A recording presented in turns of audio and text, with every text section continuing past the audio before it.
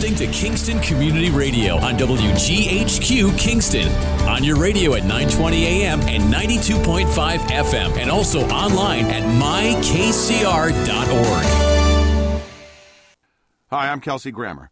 Wounded Warrior Project supports injured veterans by connecting them with fellow warriors, by serving them through mental health and wellness programs, and by empowering them to live on their own terms. No one should face a battle alone. Join us at woundedwarriorproject.org. Central Hudson reminds you, when you're doing yard work, safety matters. If you use a ladder, be aware of overhead electric lines, including the service wire that runs to your house. Even wooden ladders can conduct electricity with dangerous results. And be very careful if there are electric lines above or near a swimming pool, and you're working with skimmers, brooms, or other long-handled tools. Central Hudson wishes you a safe summer. As a parent, your life is your child. With Luke, he's the whole world, you know? He was diagnosed with acute lymphoblastic leukemia, and it just rips your heart out. You feel completely helpless. But when you come to St. Jude, that is a whole nother level of care. You have cutting-edge scientific research here, doctors at the top of their game, and there's nothing but love in everything that they do. I asked my wife, I was like, what is this going to cost us? And then we did a little bit of research, and then we realized that no family ever receives a bill. St. Jude covers the cost of everything so that we could focus on our family. St. Jude gave our family the chance to be together. They saved our son's life, and we did not pay a cent. And that wouldn't have been possible without St. Jude. Finding cures, saving children. Learn more at stjude.org. Long ago, you wouldn't think of galloping on a horse while doing calligraphy, and you wouldn't have attempted to ride your bike while typing a letter.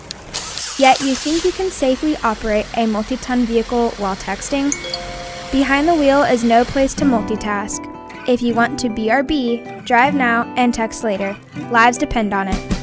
Visit StopTextStopWrecks.org, a message brought to you by the National Highway Traffic Safety Administration, Project Yellow Light, Noise, and the Ad Council.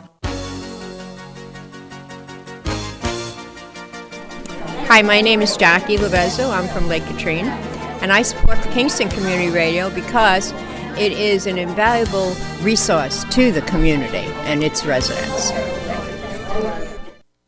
This portion of Kingston Community Radio is brought to you by Ulster Savings Bank. Visit their newest branch, conveniently located at the Ulster Commons Plaza in Lake Katrine. Experience the difference that local community banking offers with the convenience of another great location, easy access, plenty of parking, and a 24-hour ATM. Ulster Savings Bank, invested in community, invested in you. Member FDIC. All right, good morning, Greg Chorvas. Good morning, Lawrence Maxwell, and good morning, listeners. This is the Kingston Community Radio Wednesday morning back show. After a couple weeks hiatus. Yes, it's three. Yeah, the last 2 weeks I was right. Well, no, the 1 week we had known about, and then last week I forget what it was, but it's all good. You know, Saratoga. Host Saratoga. And, you know, you deserve some time off. Saratoga got in the way last week. Saratoga gets away, and hey, we only got till the end of the month anyway. I'm going back up on the 27th, and I'm only going to be able to. That's the day before the Travers, and I'm only going to be able to make it up 2 times this year. I'm just happy that. I was able to make it up there. But I went up on July 23rd. It opened July 15th. I tell you, that was the first time since COVID started that with all the people around that I actually felt, because I always said to, Cam and my mom, and until we get back to Giant Stadium and we're tailgating and there's nobody with masks on, it's not really going to feel the same. But it did that day at Saratoga. Yeah. Just everybody, we lucked out, got really nice weather. I didn't lose my shirt. I came home with a couple $100. So, but no, we had a great time. 331-9255 is our call-in number. We would love to hear from you on this Wednesday morning. And, of course, have any comments I'm with sure the we're going to get news? some comments about the governor resigning yesterday. Yeah, that was I didn't. We were talking about it. So I remember when did all this stuff hit? Was it last Tuesday when it hit the fan or something like that? So we're here on Thursday with it was Tony Marmo, and I forget who was on with him on Friday. I don't know if it was. I forget who it was, but we're all sitting here. So we were betting on what day he was going to resign. And they were all like, oh, he'll do it Monday. Oh, he'll do it tomorrow. I thought, he was going to deny it till the end, but the charges must have been so damning. Yeah. That, the same thing that kind of like we were said before we got on the air. They told Spitzer, listen, we're going to press criminal charges unless you step down. I think, Cuomo, but... I think you're still going to see criminal charges coming out. I don't know if you read the Post, but apparently Lindsey Boyan or whatever, she's going forward. And I don't know. I've never really liked Cuomo. I think he's just been too wrong for too long. I think the whole after he wrote the book and all that, I was just like, all right, enough with this guy. Good morning, Fred Costello, what's supervisor up, Fred? at Town of Saugerties. Good morning, gentlemen. How we doing? Good. We are doing. Don't ask Besides me what. the Keurig machine breaking this morning, everything's great. What broke this morning? The Keurig machine. The coffee. No, you guys have your own coffee. Hey, Greg's got us, though. Oh, wait, hang on a sec. Greg's got us. We're good. So, we got our first The call. phones are live this morning. You're on the air, George. Good morning, gentlemen. How are we doing today? Good. How are you? Hey, terrific. Hey, I like that phrase. Cuomo's been gone too long. That Lawrence just came up with. But now, hey, at his resignation speech and stuff the other day, there was nothing in that speech where he was sorry for. He was blaming everybody else, blaming politics and all this for the actions that he did. Well, come up with such a thorough investigation that they had, and the damning report that they gave out. What I thought that stuck out with me is how he kept referencing he never crossed the line, because the line that he knew of, it was not crossing the line, but that the line had changed. And he was the one that incorporated some of the new laws and rules for that line too, remember? Yes. Yes, and he kept blaming everybody else that they was lying and it was not telling the truth or nothing. And hey, one or two, okay, yes, but when you get the number that he had and the full descriptions that they all was given, hey, the guy's just a flat-out right liar. You could see the writing on the wall when, I think on Monday, his top aide, Melissa. Yes, that was it. That was Sunday the night. icing on Sunday the night cake. when she resigned. You could see the writing on the wall then. Yeah, definitely. But what an incredible fall from grace, though. I mean, 7-8 months ago, he just about walked on water. He was recognized as being one of the most powerful national voices during the height of the pandemic. And right, for and us to now be he, having this conversation a short time later is pretty extraordinary. Yep, and the thing, too, now is where the other investigations are going to go. And by him resigning, he will still have the option to run in 2022. They don't impeach him. Which he may not run that soon, but he would be able to run down the line again. But I don't see that happening. Yeah, I don't see that. Yeah, hopefully not. Hopefully he goes back into a little corner and we don't have to hear about him again. But, I tell you what, the families of all those people in the nursing home, they still have to get that justice. And that's going to be interesting to see how that is followed up and carried out with the other investigations. And they still have the ones that are going to be processing through the courts and stuff, too. So that's going to be interesting to see how all that works out. I kind of think, though, him resigning is going to vent a lot of the steam surrounding whatever controversies existed during his administration, and even amongst the folks that were willing to speak about how they felt they were assaulted or discriminated against. I think him leaving office is going to vent a lot of that steam, and I actually would be surprised to see a lot of those things move forward once he does leave office in a couple of weeks. Yep, and yeah, because that probably, you're right there, it's probably going to take a lot of air out of the balloon and stuff. But, nope, so you guys have a great day. And I'll be leaving the show about a half hour early today because I'll be up at Adams for the Town of Esopus American Legion selling raffle tickets outside. We picked a good day for it, 95 with a heat index about 105.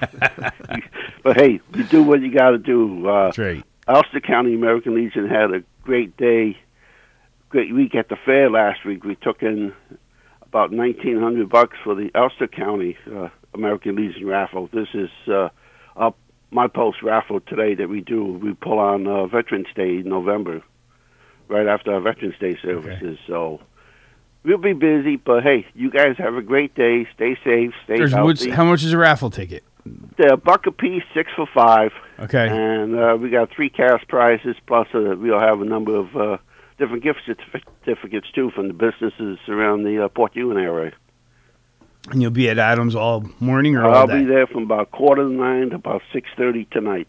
Okay. Oh, you got a long day in front of you. Oh, you do, yes. Yeah, well, hey, it's for a good cause. It's for the post, the veterans. It's help us sponsor the different things that we like to do during the year, like sending a couple kids up to Boy State, which is a program that the Sorge's Post is well familiar with, because they get about 4 or 5 kids every year that goes to that program.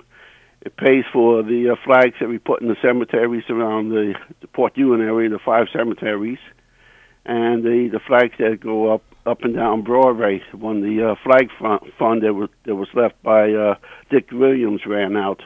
So we do different things like that with the money and stuff. And hey, it's all for great causes. So hey, I don't mind donating the time and stuff to be there to help sell them. And because, like I said, I am retired, and hey, it goes out to great causes. So sometimes you take it on the chin and do what you got to do. Well, I applaud you and your colleagues. Those are all notable causes, and in Sorgers we have a dedicated group to keep that VFW and American Legion both moving forward, and they do a lot of incredible work. And we have Kurt Reinhardt, who I know is very instrumental into your efforts in the SOPAS, but he's our school superintendent in Sorgers. Yes, and Kurt is a very fine gentleman. He sure is. He's our Boy State rep for the county. He's the one that puts the Boy State program together, and when we get all the kids, we go through the applications, and then we get them submitted up to the state so that they're all registered for when the Boy State program starts, usually the last week in June, and it ends around July the 2nd. So they're up there for about 6 days, and Kurt gets the kids, I write the checks, and I get the checks and deposits them for the Boy State program as well. So, hey, they're great programs, and hey, it's good for our youth, and that's what we got to look forward to. That's right. Helping our youth and getting them going and everything. Yeah. So, you guys enjoy the rest of your day. Have a great day, and hey, keep up listening to KCR, everybody. We got a great radio station here. We need to keep it on the air. Well, thank you, George, and you do the same, and have yourself an awesome day. Yep, you guys do the same. Bye now. So long. So what did? What's that? You have a long day. That is a long day. So if you're listening, stop by to Adams and make a small contribution. It'll go a long way to help their efforts. And those organizations do. Boy, it's amazing what we could count on them for. Yeah. So there are a lot of talented people willing to sacrifice their time, and we all benefit from that. It's great. I interrupted you. I'm sorry. Yeah, what was I going to say? I don't know. You that would have cut you right off. I'm sorry. I don't know. I don't know what I was going to say. Okay. We had a pretty nice day yesterday. Another one for today. Warm. Yes. We're on our way. It's last throes of summer, probably. Well, it's hard to believe. You know, we say this all the time. I say this all the time. But here we are. We're into August, the 8th month of 2021, and I don't know. It just the year sure doesn't feel like it used to. No, and everything runs right into each other. Mm-hmm. Yeah, our ice rink is up and running. It's been open for 3 weeks. It's pretty amazing though when you go by on a Sunday morning. And what's even more amazing is normally we have the private camps. That's what we open up for. But the amount of ice that Rob has booked, it's going 10:30 in the evening, and that's been unheard of. That's pretty extraordinary. Yeah. Staffing is a problem, but I guess everybody's got a problem with staffing, and yes, we do. That's.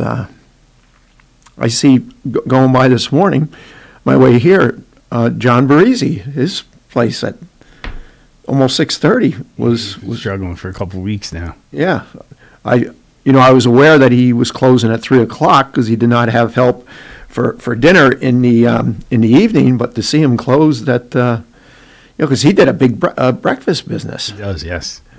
John's good at the business too. Yeah, he's but there's a dynamic that I don't know that we fully understand right now. But there's a shortage of labor, especially for entry level positions, and it's really compromising. I think it's going to compromise economic growth. We just drove past the car dealerships coming in, and those lots are half full. Yeah. And the new vehicles just can't be delivered because of the chip shortage and labor. So, I think the economy is trying to grow, but these extraordinary circumstances are restricting it and not creating opportunity. I know Sawyer doesn't have a whole bunch of cars. No. And, they're taking orders, but the turnover is just not there. And I witnessed that coming in just now. And it seems like with just about everything, the length of time that you used to be, you turn around in 2 or 3 days. Mm-hmm. It's 2 or 3 weeks or more. A good example, our new loader that we ordered. Back in January, was it? Probably, right after the first of the year. Something we did early this year. Yeah, just after the budget went into effect. Yep. First they told us early June. Mm-hmm. Then it was 1st of July. Then it was the end of July.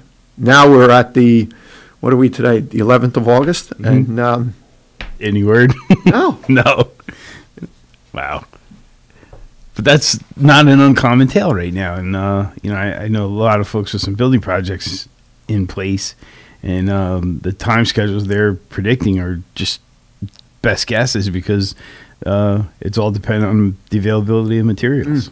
Materials and labor. Yep. Who'd ever thought? So hopefully, I know the unemployment ends at the beginning of September, and that may have some contributing factor, but there's more at play than just that. What really got me was with summer applications.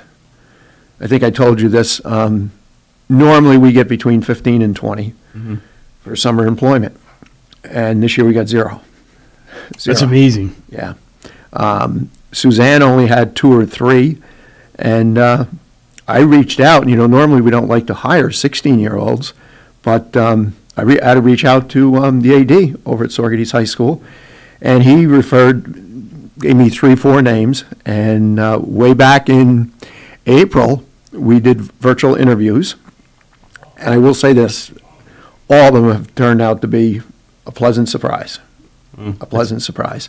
But at 16, they're very, very limited to what they're able to do. Yeah, there's restrictions on what equipment they could use. Yes. And they can certainly never be unsupervised. They always have to be working with a peer. Right. So the opportunity to leverage labor is a little bit compromised, but it's good that they're hardworking. That's uplifting. You see the young folks really. Yeah, it is. It is. They're all of them are actively involved in sports, and I don't know. It just seems that the individuals who have participated in high school sports that have come to work at the complex, they turn out to be much better than those that. And I'm not sure why but there's definitely over my many years there's been that trend that we've seen. I've observed the same thing, and I actually have a thought. The young folks who are involved in some type of academic club or athletic club or some organization of some sort, they kind of build an ethic into their daily responsibility. A work ethic. Think about it. With practicing, yeah. So, yeah, I've thought about that. Yep. And the folks that may not have had that experience are learning that when they come to work for you or us for the first time, and it's a different experience. They're learning that in place. But the folks who've dedicated themselves to athletic or academic or some other, even a musician, many times it's tough for us as employers to accommodate their schedule because they're busy. But those kids understand that they've made a commitment and they're obligated to it, and they benefit from learning whatever extracurricular activity they were part of beyond just going to school. That's my thought.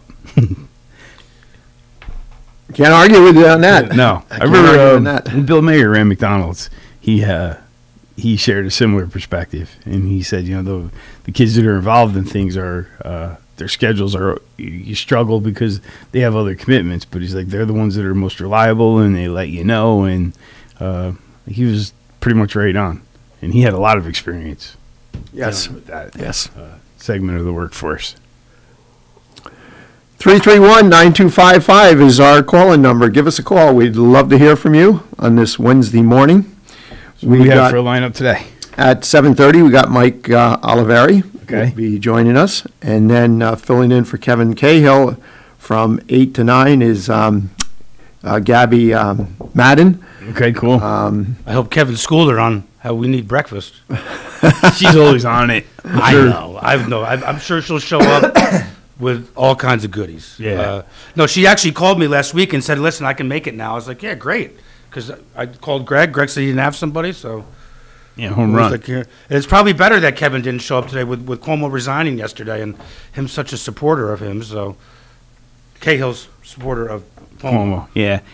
Kevin's very independent-minded, though. And but he did, at some level, he felt. It wasn't but 3 months ago he was blaming Pataki for all of New York's problems. So Kevin was. Kevin was? He was always. They're in the same party. I understand. You got to stick up for your people. I always find Kevin to be independent, though. He's I think everyone knows now that Cuomo's a bum and has. If you've lived in the state of New York, you can't liken the way things have taken a turn. But at least now this Kathy Hochul lady seems like we'll see.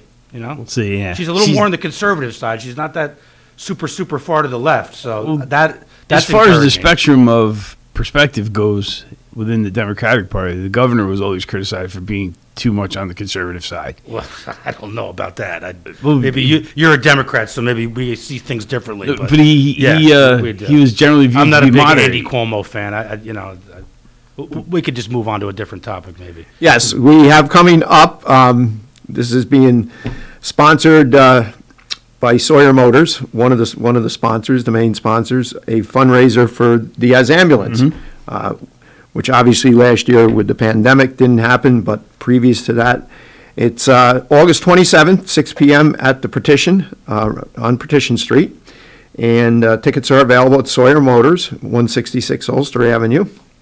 Also at Diaz at 1 Main Street in Saugerties, and at the Petition at 124 Speaking of Bob Petition Street. Circasano, I was watching Spectrum News the other night. He was driving around Saugerties with the Good Humor truck, with the Good Humor suit on. I was like, that's Bob. The uniform. Giving out free ice cream to children. Yeah. I was like, and he's got the old school truck from that thing's got to be a classic. I mean, you walk into Sawyer Motors and it's like a museum of. Yeah, it's the best. I mean, I didn't recently go in there until we started doing our Happy Christmas Fund thing. I mean, he's got everything. I was like, wow, he had the suit on. I was shocked. You go in they there. had it on Spectrum News the other night. I think it was Monday night. Oh, was he? Yeah. It was the same night that did you see? I don't know if you guys watch Spectrum News. Most of it is in New York City. It's News 1, but then around 5 o'clock, 4 o'clock in the afternoon, it shifts over to like our area, like it used to be. And the first thing I saw on there was Ulster County. Did you see the Ulster County Sheriff traffic stop in Ellenville where the guy got pulled over for not having a bumper? He freaked out on the cop. He started, you're violating my rights. The cop was just asking him for his date of birth and driver's license. The guy blew a gasket. The next segment after that segment was over was Bob in the Good Humor Doing truck. the Good I was Humor like, stuff. oh my God. So And he that's had a the common outfit on. I was sight. like, probably to find that truck, that must have taken some doings. He can find anything. Yes, he can get his hands on anything, it seems. Doesn't If he has to surprise travel to California to get it, he will do it. Yeah, he's got some cool stuff, man. He does. Larry does as well. Yeah. They just I don't know if they purchased it or if it's on loan, but they have a pace car. Really? Yep. Like an Indy? Camaro. Like yes, a Camaro pace car that was I forgot which year, but it's on display at the Sawyer Motors dealership in Catskill. Wow. Pretty sharp. And That's cool. But it's not uncommon to see Bob out with the Good Humor truck. At that's the end of the first time I school saw him, year, but, he went you to go into the Sawyer Motors in Saugerties, and he's got that little mini Chris Craft boat. I mean, he's got jukebox machines. He's got Coca-Cola. He's got a Coca-Cola car that's a booth that you sit in. Yep. Like, that would be in the old style, like in the 50s. I mean, I remember me and Tony walked in there. I'm like, is this even a car dealership? There's no cars inside the building. They're all outside. But he's got every little. I mean, it's actually pretty cool. So what you got to do is, the week after Thanksgiving, that weekend before we have Christmas in the village, somehow be blindfolded and have somebody just guide you so you don't see Sawyer Motors on the outside of the building, and walk into that building and you swear you're going into Toys R Us. Toys R Us. He does. He has a bigger inventory than probably every retail store in the county. Bicycles and gifts. No. Yeah, it's really...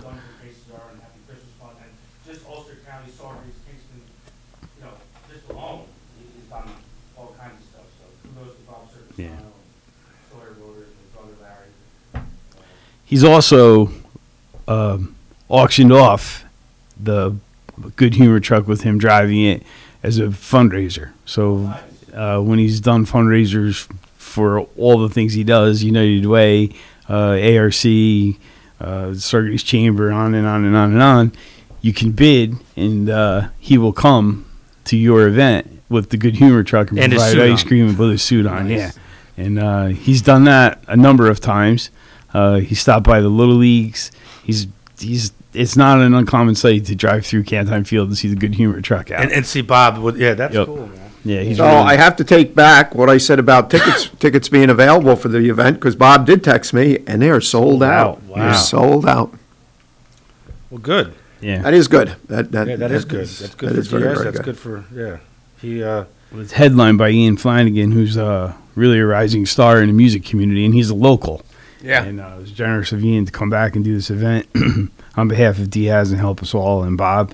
And I think they sold over 300 tickets. Wow.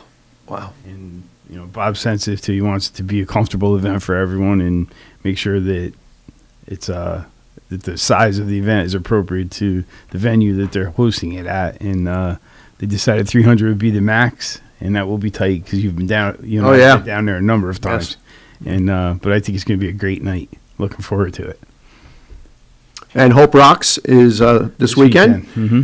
Kicks off at 11:30 on Saturday and runs to 8 p.m. And on Sunday they start at noon and they end at 5 p.m. Yeah. So they've done a number of events this year, and I think it's starting to catch on.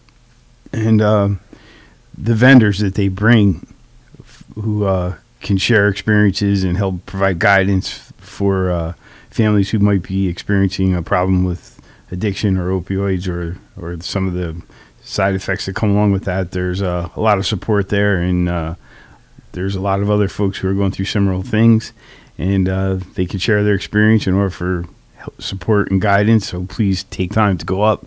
And if not, and you just feel a concern, you can go up there, and there's plenty of opportunities to be supportive and have a nice day. There'll be a lot of great food and a lot of great music, and it's very much like a carnival festival atmosphere. And that's nice to have seen evolve too, because that's become a perennial event, and it gets a little bit better every year. Yes, pretty amazing. And of course, last year with the pandemic, that was another event that missed out on. That did not happen, and so it's good to. It's good to see these events. Lawrence and I were talking. I don't know if it was just as we came on the air. You probably didn't catch it, but he was relaying his experience when he went up to Saratoga for the first time and being with all the people. Mm-hmm. That it felt like it felt normal. Yeah, it felt normal. It felt like after missing a year of Giants games and going, always going to Yankee games and being an avid sports person and just going back there and being with all those people because it was a Friday. Saratoga was pretty packed. It just felt normal again. Everybody walking around with no masks, having a good time. Just that feels fragile now too. Yeah, though. and I always said to Cam and my mother and other people that go to the Giants games with us, I'm like, until we're actually back at Giants Stadium, tailgating in the parking lot, hanging out like it was prior to the pandemic, it won't feel normal.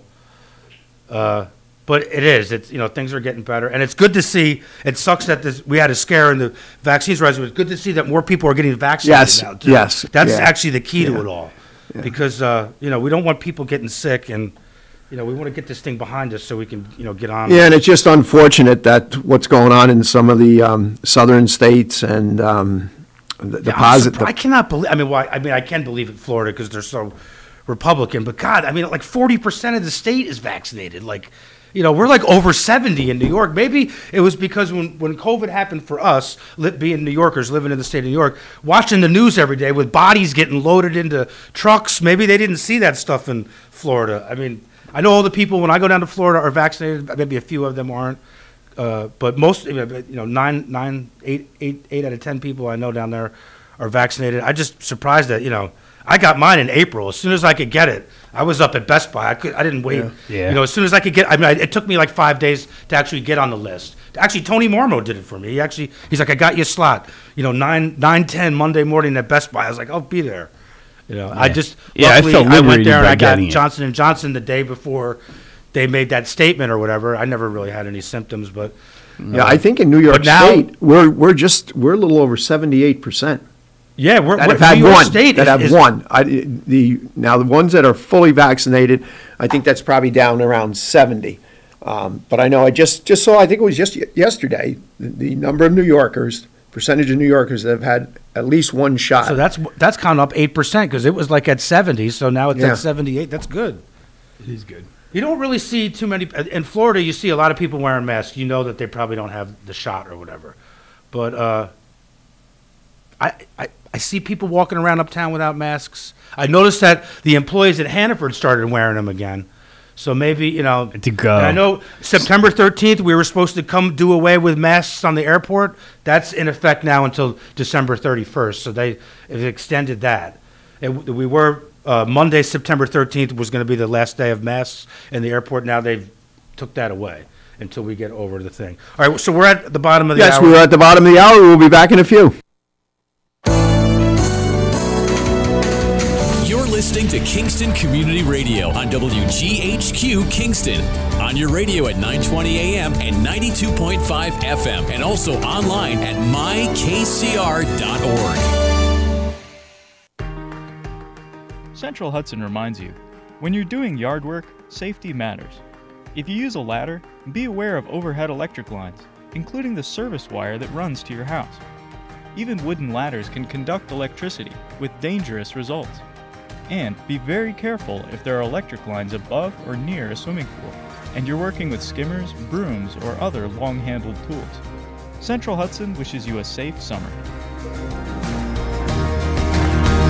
Hi, I'm Kelsey Grammer. Wounded Warrior Project supports injured veterans by connecting them with fellow warriors, by serving them through mental health and wellness programs, and by empowering them to live on their own terms. No one should face a battle alone. Join us at woundedwarriorproject.org. Long ago, you wouldn't think of galloping on a horse while doing calligraphy, and you wouldn't have attempted to ride your bike while typing a letter. Yet you think you can safely operate a multi-ton vehicle while texting? Behind the wheel is no place to multitask. If you want to BRB, drive now and text later. Lives depend on it. Visit StopTextStopWrecks.org, a message brought to you by the National Highway Traffic Safety Administration, Project Yellow Light, Noise, and the Ad Council. At St. Jude Children's Research Hospital, we're fighting against childhood cancer every day.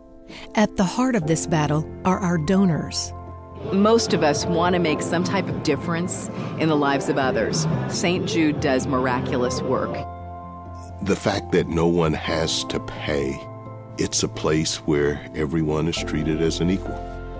Everybody is welcome here, and it doesn't matter your religion or what part of the world you're from, all that is taken away. It just gives you some hope. It's just a nice feeling to put your energy into something that really does genuinely make a difference in a child's life. There's just no greater gift. If we have the ability to help, then we have a responsibility to help. Finding cures, saving children. St. Jude Children's Research Hospital. Find out how you can help at stjude.org.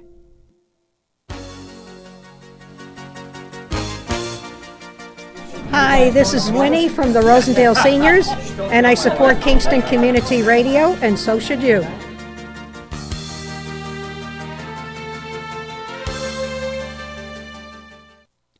This portion of Kingston Community Radio is brought to you by Ulster Savings Bank.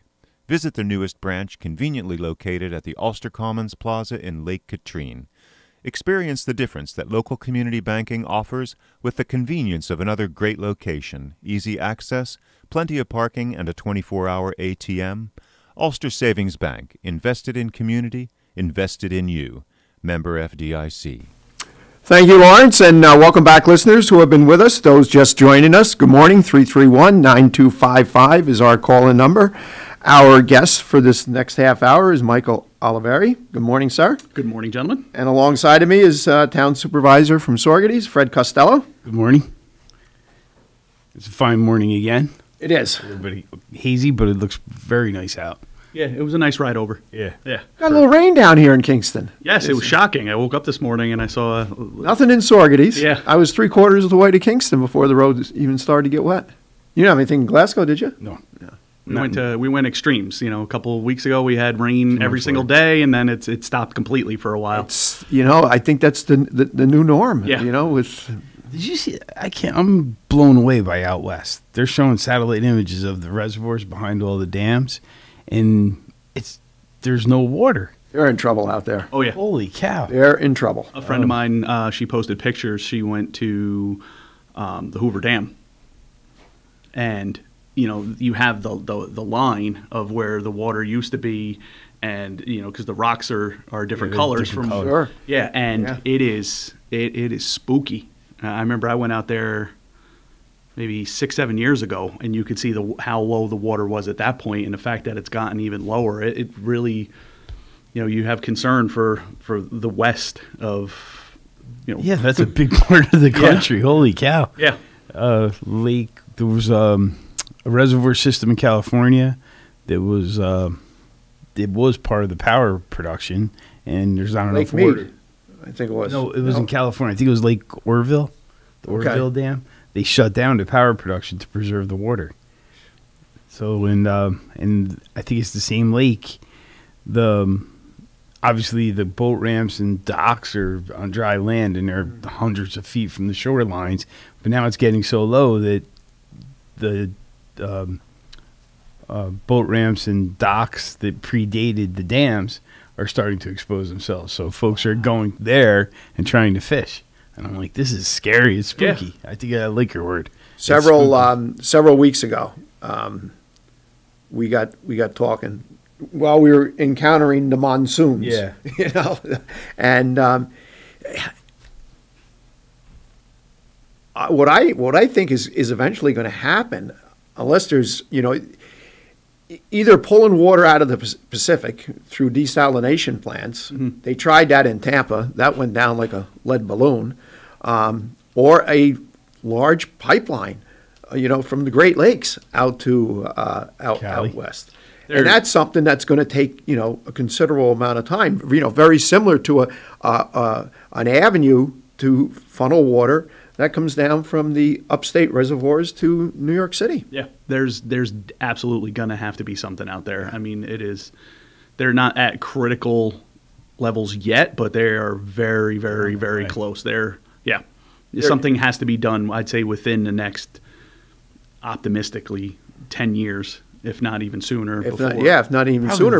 Because, so much of our fresh produce comes from that part of the country. And if they're not going to irrigate crops and leave people without water. Sure. So, and you've seen that already with almonds and some of the other things that are water intensive, that they're tearing out those crops completely, entirely. So there's a consequence here that is pretty spooky. I don't know how else to look at it. It's a silly word, but it's the most. It's the best word to use for that. It's a spooky situation that sure is. Wow, that we could get into over there. And as you said earlier, I think the most simplistic thing to do is utilize the ocean that you have right there. But you have to desalt it essentially to make it usable. But that seems like I don't want to say infinite, but an infinite resource available to them. Yeah, it's a pretty good sized body of water. and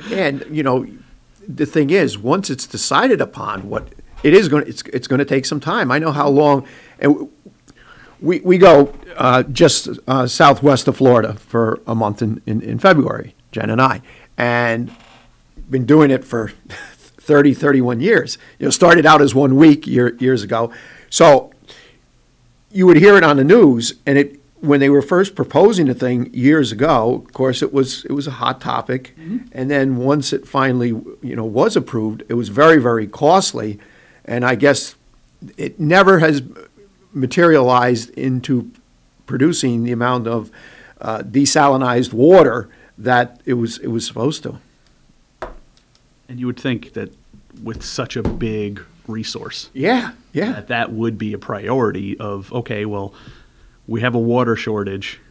Let's focus our energy on this gigantic resource that we have. Exactly. It gets attention. I remember when Arnold Schwarzenegger was still governor of California, he was on a late night show of all places, but he was talking about the threat to the almond groves that the shortage of water back then, and that's got to be 15 years ago, was. And he articulated that he thought it was possible to do exactly what we're talking about, reach into the Pacific and create a new reservoir. But it's been a lot of time since, and the dynamics around that are worse, and then there hasn't been movement. Well, I remember seeing it quite a few years ago, and I don't even remember where it was, but somewhere they had a dam that they were losing, or a reservoir that they were losing millions of gallons of water to evaporation. They put those plastic They put balls. those like millions of plastic balls out there to act like as a shield to stop the evaporation. And I don't know, whatever happened with that, if that was successful. That was a Band-Aid on a broken arm. Yeah. It got a good news story out of it. That's all that was. And there were other consequences to that. Oh, of course. Yeah. But, wow. Yeah, there's always an other side of that coin. Yeah, there is. Any comments on the news yesterday with the governor resigning? I'm actually shocked that he did it. There was talk about him actually resigning, and I thought his ego wouldn't allow him to. But I felt the same way. Yeah, I did not think he was going to resign, but obviously. A lot of those charges, which he denied all along, were true. This is, I have my phone with me almost all the time, and we're kind of locked in. But we have a thing going on in our life right now, and I was not with my phone for like 2.5 hours. Oh my God! So and no big deal, right? I come out. And as soon as I got service again, my phone is blowing up. It was all about the governor. I'm like, wait a minute. What the heck just happened? Oh, yeah. It was pretty extraordinary. And I did not see his press conference live. We saw it on the evening news later. But just it's mind-boggling, especially, we talked about it in the first half hour. He was kind of the go-to during the height of the pandemic. And, even folks who had political differences with him, we all acknowledge that he showed true leadership and articulated it in a way that everyone could understand. And to go from being there, he had these extraordinary approval ratings and pretty near walked on water, and now all of a sudden it's over. Yeah. Well, that's short amount of time. Yeah, that's how fast it happens. I mean, does. You look at even to bring it local with Kingston with the nurses. Nurses were on a pedestal. Yeah. And then all of a sudden the hospital's like, okay, we're done. We don't need you anymore. Bye. Yeah. It just can happen that fast. I saw a meme this morning, and it made me laugh talking about him. And it said, I'm wary of the, he said he'll be done in 14 days. 14 days. Because the last time he said something for 14 days was the beginning of quarantine to flatten the curve. We all know how that worked out. So that made me chuckle this morning. Yeah. But no, there's that wheel is in motion, though. There's an inevitability to it. And, And one thing that is true, the noise and the dynamics surrounding the executive office at this point related to all this, there was no way for the state government to be effective if this step wasn't taken, because it was a complete distraction. Sure. Complete distraction. And it's not like the state could, all our problems go on hold while they figure it out. This is, you need responsive and capable leadership to get us through these things. Absolutely. And it's lost the credibility to do it. So 14 days will go by quick. Yeah. Yeah. It definitely will. I mean, it'll be on the news 24/7, but it'll go. Yeah, that's all we're going to get. Yeah. That's all we're going to hear. Yeah. It's going to be an interesting challenge for the new governor, though. When she comes to office, I'm sure she's going to be under all kinds of pressure not to keep the governor's current aides. However, they kind of have their finger on the pulse. Oh, sure. So if she brings in all new people, the opportunity for her to hit the ground running is going to diminish. Mm-hmm. So it's there's going to be an interesting balancing act, and she's certainly going to have a challenge to be effective. And then she'll be, if she chooses to, she'll be campaigning in a short amount of time. Yeah, that was the other thing I was thinking. It's going to be, she's got that delicate line of, okay, I got to step in and do a job immediately and keep his advisors and his people, so to say. But then, as you just said, like, she also has to worry about the transition to campaigning because the 2022 is right around the corner. Yeah. She's now Buffalo. Buffalo. That's right. Yeah. She had we met her. Were you with me when we met her? When we applied for grants a few years, and she oversaw that the economic development districts and was part of the grant awards when we would do that. And she's very pleasant and very good speaker. So my experiences with her have been, she's certainly competent and capable. She was a congressperson. I think she was the county clerk in Erie County. So she's got a pretty substantial resume underneath her wing. So she should be a crazy, unique opportunity. I don't know that she ever thought that she might be governor, but she's certainly going to try that seat out for a while. That's got to be an interesting, wake up. I think so, yeah. Obviously, the writing was kind of on the wall, but, to go to bed one night and be like, okay, and then the next day you wake up and you realize, okay, in 14 days I'm... Well, I had said earlier when Sunday evening, was it, Melissa? Mm-hmm. His top aide resigned. Powerful indicator. Yeah, that was certainly a powerful indicator. I remember when I first got elected supervisor, I worked really closely with the former supervisor, Greg Ellsmortal. So, I certainly benefited from being close to him all those years. But even for me, there's a learning curve. Oh, sure. The view from the seat next to the seat is way, way different. And I think that's just exponential at the state level. So she's, I'm sure she's being thoughtful about that and trying to surround herself with some competent and quality people really quickly. Yeah. I went to the Common Council meeting last week for the armored rescue vehicle. Mm-hmm.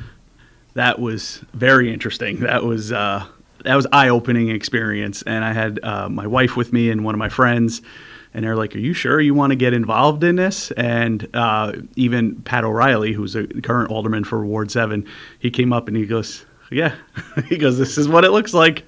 And it was a fascinating experience. It was definitely, you saw the polar opposites of viewpoints on this vehicle and where people stand on it. And I actually spoke, and I spoke on behalf of getting the vehicle, and it was just the back and forth with the Rise Up Kingston and their representatives that they had there, and it was just a very unique dynamic. And I had to get to the point, as you were talking about the transition period, and I haven't won yet, but I've been talking to Pat, and he's been giving me ideas and telling me different things about how to run my campaign, and it's definitely beneficial to be able to have someone that can kind of guide you along the way from those shoes, instead of just saying, okay, good luck. No, let me know how it works. Experience is the only teacher. Yes. So you spoke on behalf of the purchase of it. Yes. Chief Tinty was on back in July. He's on the third Wednesday, and he gave a real good overview. What's that? An impassioned. Yes, of it. So it all comes down to where people make a decision before they have the facts. Yes. Instead of waiting to have all the facts and ask questions instead of getting into the loud accusations and throwing around inaccuracies. Yeah. And that was abundantly clear. A lot of people kept calling it a tank, and that's, when you call something a tank, anyone who knows what a tank looks like, that's the immediate vision that goes into your mind. And this is not that. And it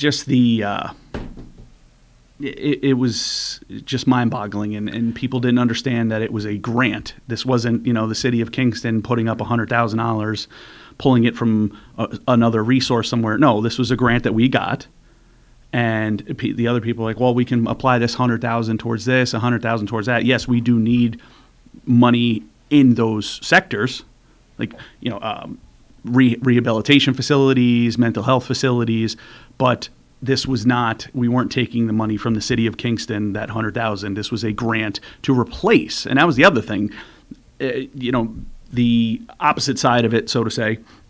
They kept saying, why all of a sudden do we need this? Why all of a sudden do we need this? We've had this emergency rescue vehicle, and it was in 1972, but for the last 2 years, it's been out of commission. Right, he mentioned that. It's I think they said it was almost $30,000 to repair it. So it's not like they were looking to purchase something brand new. This was replacing what was already there. And the conclusion of my speech, I gave basically the sentiment of every gun owner out there. I'd rather have one and never use it than need it and never have it. Right. And that's essentially how I ended my speech. I was like, this is one vehicle that we want to have, but we hope we never need it. But in the event that we do need it, we're going to be super glad that we had it. We had it. Mm-hmm. Yeah. That's a very, very good way to look at it. And so I think also it's worth. Go ahead. No, go. All right, I will. Do before I felt bad. The $100,000 when the chief applied for that grant, whoever the grants writer applied for that grant, that $100,000, you get awarded that grant. You just can't say, okay, time out, I'm going to spend it somewhere else. Yeah. You've got to do it within the budget submittal. We applied for a grant through CFA for an air-cooled chiller. If we get that air-cooled chiller, we can't turn around and say, okay, we're going to buy a truck, we're going to buy 2 mowers, we're going to do this, we're going to do that with it. You have to apply that to what you submitted for. Very specific. Yeah. Okay, I'm sorry. You go. I was just going to We're even now. I was just going to offer the point. So the city, because probably a majority of folks didn't even know that vehicle was part of the inventory of the police department. That's a credit to them because they didn't use it in a way that people who are concerned about this see it on TV. We've all seen video in other parts of the country where a vehicle like this was brought out as an intimidation piece at a protest or used in an aggressive way for a no-knock drug situation. Those are the things people are concerned about. And to the degree that the city never used theirs that way and folks didn't even know that it was part of the inventory, is a credit to they used it responsibly. Yeah. And I think I think in the end, it was supported by a majority. So I think that conversation happening now proved to be successful.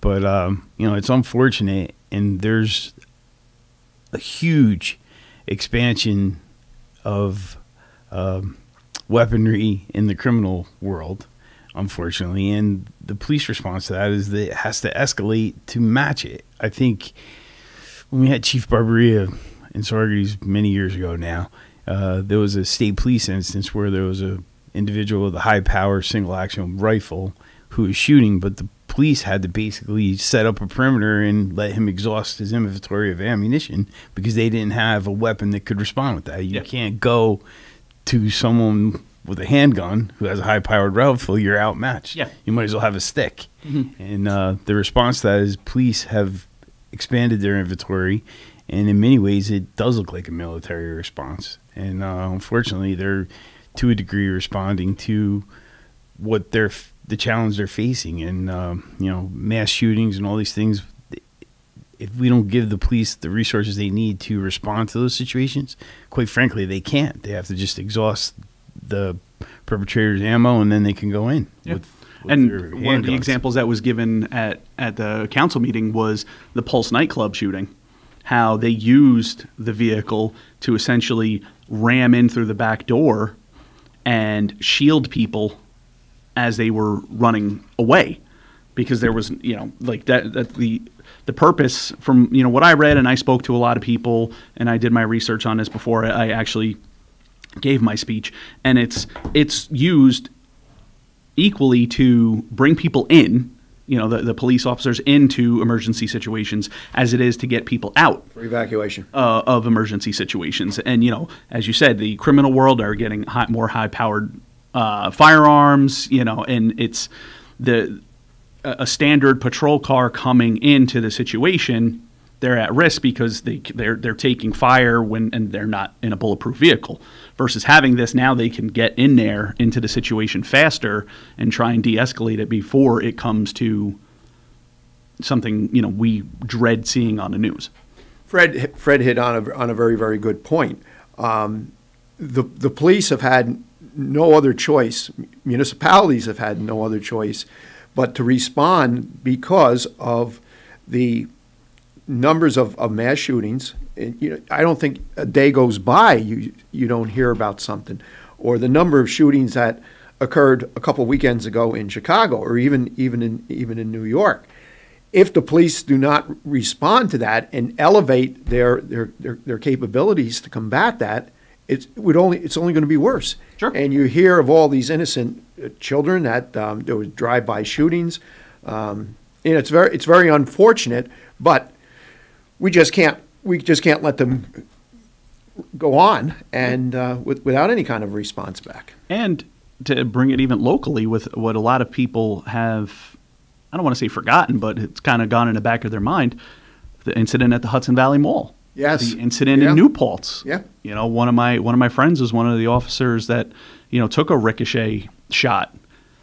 So these things, it's when you read about it in Chicago and even though New York City's way closer, you read about those things and it doesn't have the impact because it's not here. But these are two local events. These are things that happened right in Ulster County, and one of them right in Kingston, town of Ulster, that were in our own backyard.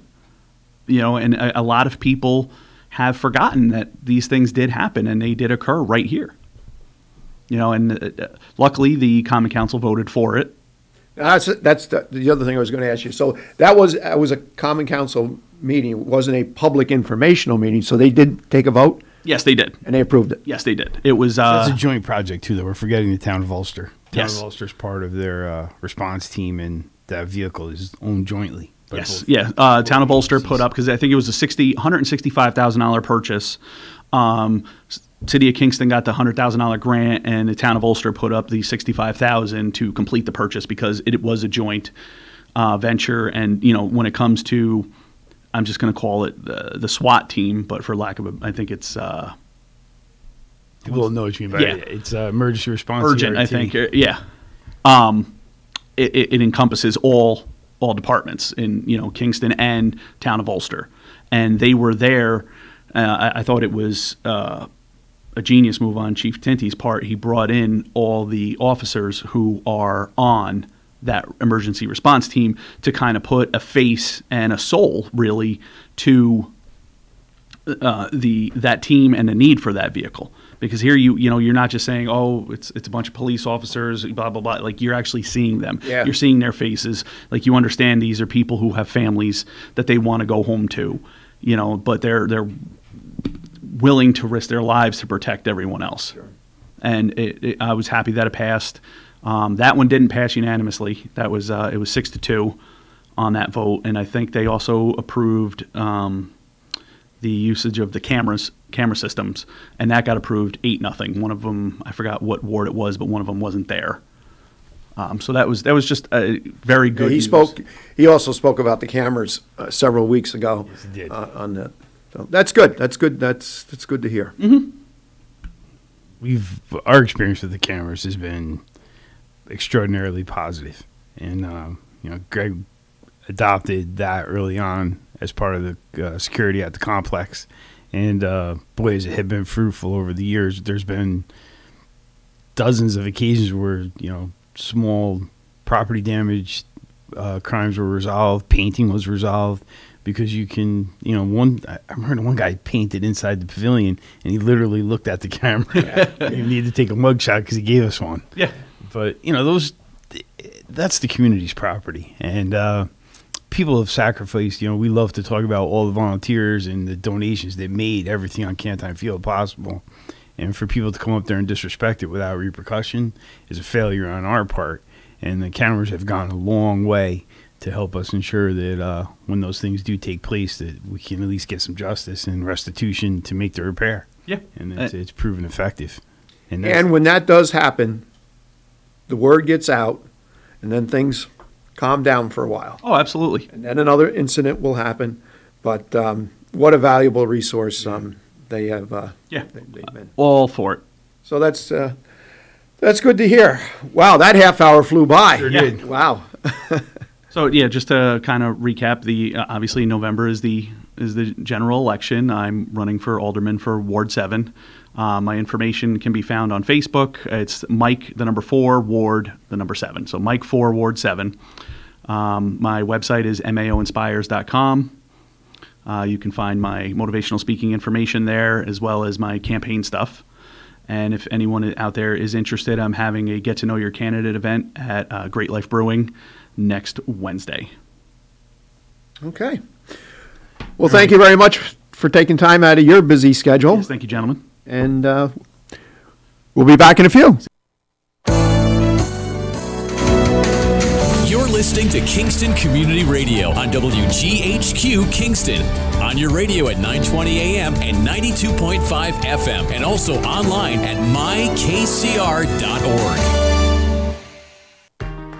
Central Hudson reminds you that summer thunderstorms can strike with strong, gusty winds, knocking down trees and power lines. If you see a downed power line, call 911 immediately to report it.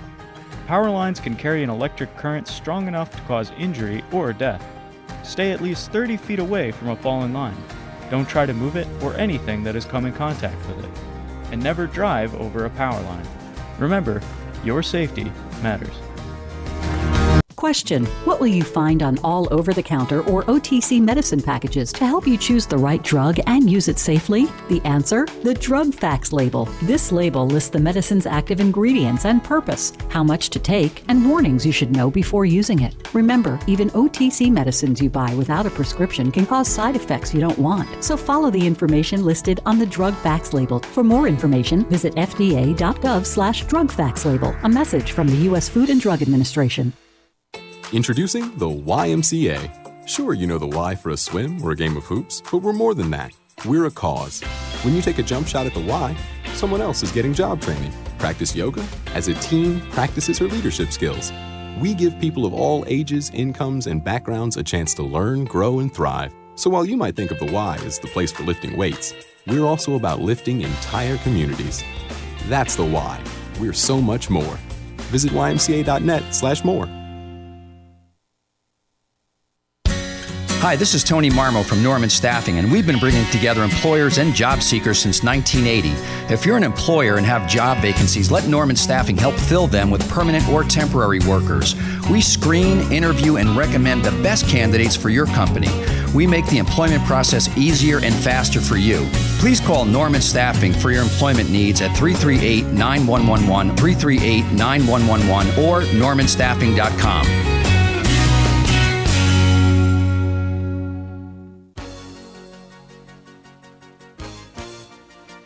Hi, this is Jim Quigley, Supervisor of the Town of Ulster, and I support Kingston Community Radio, and so should you.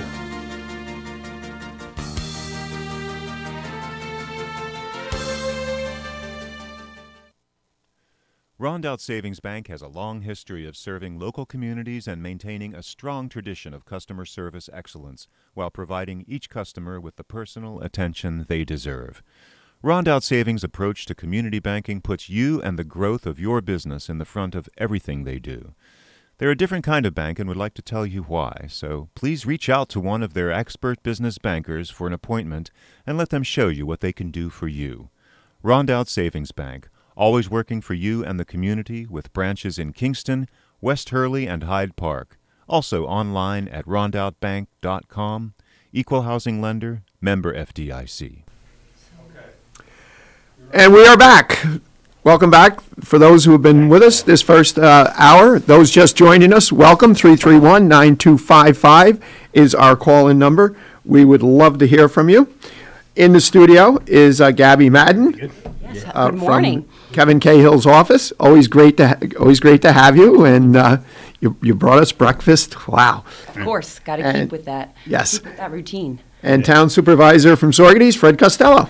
Good morning, listeners. Good morning, Gabby. Thanks for being with us. Yes, thanks for having me. I'm excited to join you guys again. It's been a while. Yeah. Absolutely. A lot has. A little closer to the mic. A lot has transpired, as we all know, especially you can't in keep state up government. with it. I know, it's pretty crazy. It's pretty crazy. I was when we were talking about it, I was out of phone service for about 2.5 hours. And then when we reconnected, I was like, what the heck is going on? I know. Kevin hasn't been here. He's been away for this past week. So it was, first the report was released by the Attorney General in terms of Cuomo's investigation. And then he announced his decision to resign. So that was a lot of big news that we had to send via text to Kevin. And, I know that he was probably like freaking out, being far away, not being able to kind of respond right away. So it is tricky. It's tricky. And just real quickly for our sponsors and also for our listeners, we do not have any birthdays. Normally we do birthdays, and we had no birthdays today. So listeners, please. All right. So thank you, Boise. Send in your we got to thank Boyce Dairy Milk House, who every day of the week they offer a cow pie. They offer a cow pie, and even on Saturdays and Sundays. So on Fridays the Friday gang reads for three. They give away 3. And it's very easy to do. You can email to kcr921@gmail.com. You can postal mail to Kingston Community Radio, P.O. Box 4364, Kingston, New York 12402. So let's have a bunch of birthdays for next week. Oh, yeah. So I just had to squeeze that in. Good stuff. Yeah. Do you guys have a social media platforms at all for the station? You do, huh? Do people ever submit birthdays via Facebook? Can we do that yet? I know, Lawrence. Can we do that yet? Yeah. Can we do what? I got a mouthful of food. That I'm telling you, I've had every breakfast sandwich uptown. That you know how much I love the Market Basket. That's in a close tie for first. Ooh. Yeah, that thing is huge. There's like 8 pieces of bacon on that thing. So Gabby was wondering if people through Facebook can submit birthdays. Yeah, you can. I mean, I don't really check it every day. The best way to do it is kcr921@gmail. Yeah. That it's on my phone. Mailing them in is good too because I have a hard copy. I can put it right into the to the folder. But if the best way, and if you want to win the cake, mail it to me 2 weeks before the birthday, and you got probably a 99.9% chance of winning the cake. I mean, I get some people like today. I got one that's coming up next week, and I've already got 4 winners already, or I already got 4 people. The first person that gets their name in wins the cake. That's how it usually works. Nice. So. Well, we probably shouldn't be giving out that. We probably shouldn't be divulging that. Secrets there. Yeah. Very cool. Well, that's cool. That's one of the positive aspects of Facebook and social media is it could be used for stuff like that. Sometimes it reminds people of their anniversaries and special occasions that they typically forget. Right. So that is one positive aspect. But so we have some great events coming up. Right? Have you guys gone through like some approaching events already on the show? Who was on last? Mike Oliveri. Nice. Okay, and he's running for Ward 7. Awesome. Yes. Okay, cool. Shoot, you got a list. You're because organized. It's so funny because every year when I usually go to Long Beach Island for vacation. So every year when I come back. It's awesome. Jersey right? Shore's the best. Yeah. So every time I come back, I'm like, we should really take advantage of all of the fun local activities that we have because so often we kind of forget, because they just become like regular events or festivities, whatever it might be. So then when I returned, I was going through the events calendar for the Hudson Valley, just seeing what we could check out. And I was pleasantly surprised with all of the great stuff we have to do. So I just wanted to make sure to mark my calendar and for everyone else to mark theirs too. We know the Garlic Festival will be in October, right? October 2nd. So that's some time away. Do you work the Garlic Festival? Volunteer? Well, yeah, it's at the complex. Nice. Yeah. Okay. I have a Greg, question. Greg, I can't even FaceTime with Greg for the week before, like 3 days The after. garlic fest, right? Yeah, that's awesome. Yes, you can. It's an intense time though for our staff. It's such a good. I love that event. I love the garlic It's fest. so much fun. So fun. But people have asked me, why no beer? What goes better with garlic than beer? And I was curious about that. Over the years, they talked about a beer garden, perhaps, but it's been such a really family-oriented event, and they've managed to check all the boxes and have positive experiences without it. And they're cautious about introducing something that could be bringing negative to it. Right. They've done it how many years? This, I think, is year 31. Yeah, so successfully. Wow, that's a long time. That's wonderful. That's great. Yeah, I was just curious. Yeah, that's they've years ago for the 4th of July celebration, when the 4th of July celebration was much bigger as far as the events at the complex. One of the smaller fields that's fenced in, they did a beer garden, and unfortunately, there were as the years went on, there were more and more problems, more and more issues with intoxicated people. And I think the approach for the Garlic Festival from Kiwanis has always been, as Fred mentioned, family-orientated. I know I've seen people bring small coolers and they have beer. Okay. Well, if they're not going to be disruptive and they're going to control themselves, not get intoxicated. Too rowdy, right? Right. We'll leave them alone. It's the same thing after softball games.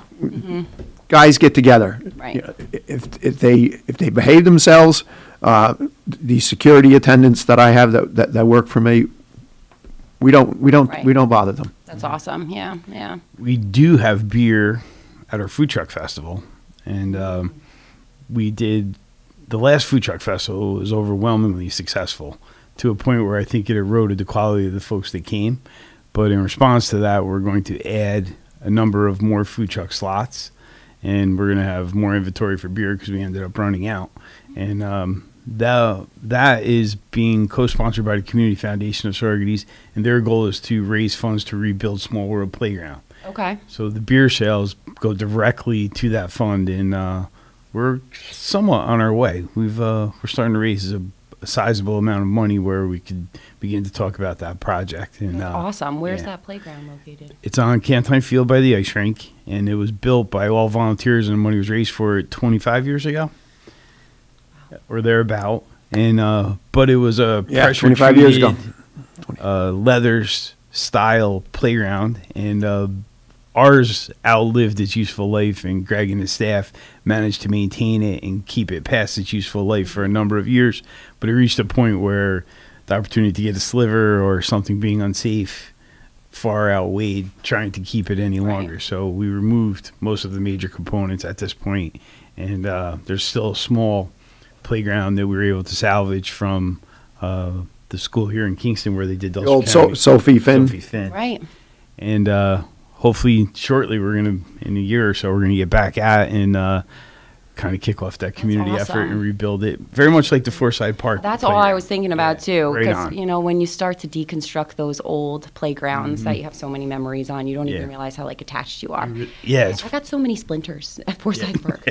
So many. But I still loved it, And so when they're taking it apart, we tried to save some of the wood planks that might have had our names or something on it. We did the same thing. A lot of the people contacted us and came and retrieved them. Really neat, yeah. And we have a log of all the names of the, that contributed back then. And what I'm hoping to see, is, again, if we raise the money or we're fortunate enough to get it, we applied through CFA for. Oh, you did? Consolidated Funding Act. Yeah. That's great. Okay. Yeah, we did a couple. We did for the playground and an air-cooled chiller for the ice arena. But my vision would be a large plaque that would be dedicated to those that contributed and donated for Small World Playground. Definitely. I think that's a great idea. I think that's wonderful. I hope that the CFA gets granted. That's terrific. Yeah. So do I. I know. Too. I mean, the ice rink, really, that's such an asset, and it's the only one for a long while in our community. So I hope they see the benefit there. granting that one. I think we have a good shot at that. The playground one, I'm hoping, but we applied through the DEC Climate Smart, and the fact that Sorgetes is a recognized climate smart community. The benefits of the air-cooled chiller as it relates to the positive environmental impacts, reduction of greenhouse gases, reduction of water. Air-cooled does not use water. We use a tremendous amount of water. We have a cooling tower. That's an energy pig. You know, that would be non-existent. So there's so many benefits, and our grants writer, Choice Words, they put together a real nice package, detailed package. And going back almost 3 years, we started to do an analysis through our refrigeration consultant, Davis Mechanical in East Syracuse, and then also one of the air-cooled vendors, companies. It took, well, I'd say, a year and a half, but it was a real good report that really showed the benefits. And you have some data to pop in those applications. So, that's great. You know, I don't know where we could have done a better job, not bragging, but our grants writer just did a superb job. It's something that, you know, again, did not happen overnight with compiling all this information because it was very, very in-depth. Strategic, too. That's awesome. That's wonderful, yeah. A grants writer can go a long way. I know that it's always an investment for a municipality or non-for-profit, but grants writers can go very far, especially when you consider the full-time job of seeking different funding opportunities. So that's awesome. And who did you say was your grants? Choice Words. Choice Words, okay. I became familiar with them. We used them for the our fire company, Malden Westcamp. Nice. Okay. Fire District, and that's how I became familiar with them. And then I had conversation with Fred on it, and we got on to we had a couple virtual meetings, and I was really impressed. I'm sure you didn't get a chance, as busy as you are. I didn't dive into the entire thing. It was just that complex, but. That's why I say I'm very, very hopeful on that one. The playground. That's great. Yeah, that's awesome. Both of them would be great, but the air-cooled chiller, just with the cost savings, and everybody is very conscientious. The UN just come out with that red alert for humanity with we have to do something, and we have to do something fairly quickly. I think that everyone kind of got firsthand experience with that haze that we saw recently from the wildfires. That was freaky. Thousands of miles away, and the smoke impacted our day here. Yep. Kind of crazy. Very intense. So I was surprised that there weren't more just like PSAs about the air quality. You know, I saw something yesterday, but prior to that, I wasn't seeing too much, and it really was intense. Even looking up into the sky, you could see it. So it made a nice sunrise and sunset. I know it does make the sun look the beautiful. The cost is too high. Yeah. We've also been having some meteor showers. I don't know if you haven't seen any yet. I haven't seen them yet either, but apparently they're going on. Yeah. So last night, said, "Did you see the meteor?" I'm like, "No," but I'm like jealous because I like seeing that. It's it's neat, and it's been a while. Super cool, yeah. And I'm always curious if just because I'm in the city of Kingston that the light pollution, you know. Yep. So I don't know if I'm just missing it, but I would love to see something like that. Yeah, that would be pretty cool. Yeah, I guess we have to go out into a rural part of the county and look up from there and see. Mohonk is doing, they're already sold out. By the time they sent out the email to kind of promote this event, they were already sold out, and it's they're doing like a meteor shower showing from Mohonk. So that's probably gorgeous. Cool. Yeah. So awesome. Yeah, everything at Mohonk is, though. It's just such incredible. Yep. And I saw an article recently that they're having a hard time recruiting new staff now. That's like the hardest thing that they're... Greg and I are laughing because that's been the theme this morning. Yeah. Yeah, it's trying to find... Yeah, it's really tough. Workforce, yeah. Mike alluded to it, and having to cancel some bus runs. And, we're experiencing it. It's a little scary. Normally we get 15 to 20 summer applications. Youth, 0. This year, 0. And you you can't say, well, they've been on unemployment. They haven't been on unemployment. Right. It's more. They're in high school. They're in college. I don't know. It's but everybody that you talk to, and the reason I started chuckling is because we talked about it in the first half hour. Yeah. Then Michael came in. He alluded to it. Well, it's so, I mean, especially in the restaurant business right now, my uncles, my grandparents, they're having a really hard time filling the different locations. And again, I don't think it's only the unemployment aspect anymore. And we're trying to figure out, a lot of people are looking for part-time work, so they're spending more time at home with family. And that's something that we've seen an uptick in. And I don't know if COVID kind of, when we're chatting with these, these new hires and everything, they're chatting about how they want to be able to spend more time with their families at home. And COVID really made them realize that they need to, exactly, and spend more time with the family, whether it's parents, children, whatever. So they're really looking for part-time work. But even so, it's hard to fill those roles. Yeah. We run a restaurant too. Yeah. And it's just brutal because the folks that are left are picking up the burden. And you want to make as much as you can, obviously, because we're all after that coming off a pandemic, bad year. yeah. So it's I don't know, it's a weird dynamic. It's really extraordinary, and a lot of conflicting interests, and it's just tough. Yeah. But I'm definitely grateful for, recurring customers, new customers alike. I think it's awesome having this economic boom from, I know that it's tricky having a lot of out-of-towners come in, but I think it's really awesome having the tourists here just so that it helps pick us back up. Hits just came off, we're talking about all the things that are happening, and Hits just had 3 consecutive weeks of shows, and your point's right on. There was folks from all over the country here, and the restaurants were all benefiting from that, the coffee shops were benefiting from that, and I met a lot of really interesting and nice families who came up here to do that and had a great time here in the Hudson Valley and in Saugerty. So it's pretty special, pretty unique. But it's not just when Hits is in town. It seems the entire every weekend you look at the 3 hotels out by the Thruway. You look at Diamond Mills, and let's face it, they're up there in price, and they're full. There's always cars in that parking lot. Always.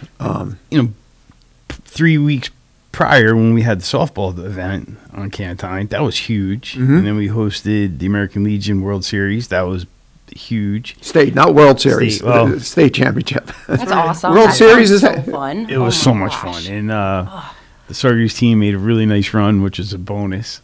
And then the Stallions won a championship. So there's been so much activity that had a much bigger geopolitical footprint than just Saugerty's. It's been really exciting and really fun. Saugerty's too, a lot of action, right? Yeah. That was Saugerty's came up so often when I went to a recent event that the Film Commission hosted with the new iPark Studios in East Fishkill. They put in stage studios in the old IBM. It was so freaky, Twilight Zone. Whoa! But it was really neat, and that was one positive. Saugerty's came up a lot. Yeah. We HBO is going to do Pretty Little Liars. Yes. Yeah, in Saugerty's, and they renovated an old industrial building and made a stage out of it, and it. I was in that building when it was vacant, and there was still some remnant of the former activity. And then I was in there recently, and I'm just like, oh my God, this is so different, so extraordinary, and a lot of energy, a lot of dynamic activity happening there. And there's a multiplier effect to that as well. And impact on housing. Yeah, huge. Yeah, really exciting. And there's been a whole bunch of independent film activity in Saugerty's and the surrounding towns this summer as well. So that's pretty neat. Yep. I saw something for anyone out there that is interested. The Film Commission has on their Facebook page and on their website, you can submit your information, whether you're part of an actors guild or have no acting experience in the past, and they're looking for extras. Yep. So like in that teen age range, right? Probably 16 to mid-20s. So anyone interested should definitely check that out, because what a great opportunity here. That's so cool. Oh, my gosh. And it's a cool series, Pretty Little Liars. Cool. It was a great book. So. You loved it? I was totally into the book. I was with my daughter all excited about it. I'm like, what's it about? And they're like, well, you wouldn't get it. I'm like, that's not fair. It's about like, it's crazy. If you heard the plot, you'd be like, oh my gosh, what are you guys reading? You guys are nuts, but it is really good. So check it out. And it's an awesome opportunity. Again, I can't imagine being a high school student and being able to, even apply for something like that. I think that's awesome. So. And Upstate Films just closed on the Orpheum. Okay. And that's going to bring a whole nother dimension to how that building's been used for a long time. They envisioned doing some live performances. They already did a movie night on the lawn at the Cow Flop next to the Historic Society, and that was well received and well attended. And they're just bringing this new creative dynamic energy, and I think they'll expand the use of the Orpheum, certainly with the Woodstock Film Festival, and I know Bob has spoke with them a number of times, and it creates another venue opportunity during the car show and other things like that. So I think that's going to reinvent itself as part of, and it fits kind of right into the dynamic of the film industry being here. Arts community, all of it, yep. Totally. So it's going to be really exciting. That's and the group that did it, they're pretty dynamic and they're interesting. Good. And and some of them have experience kind of when the film industry sort of moved to New Mexico, and they're bringing that experience here, and they see it and they know where it's headed, and it's kind of interesting to see their perspective and how they foresee it progressing forward. And I hope they're right. That's awesome. Pretty cool. Mm-hmm. Yep. Well, looking at the stats from the Hudson Valley Film Commission that they sent over in terms of like having one of their busiest years, or it's like their second busiest season, and the stats are great. The data is there, and it's bringing tons of folks into the area for accommodations, dining, whatever it might be. So, and then even some of the folks, it's funny, we have a lot of actors who do we'll do filming here in the Hudson Valley and then end up buying property. Yeah. And now we have so many film stars that are living in our area, especially Dutchess, I notice. Northern Dutchess has a lot of folks too.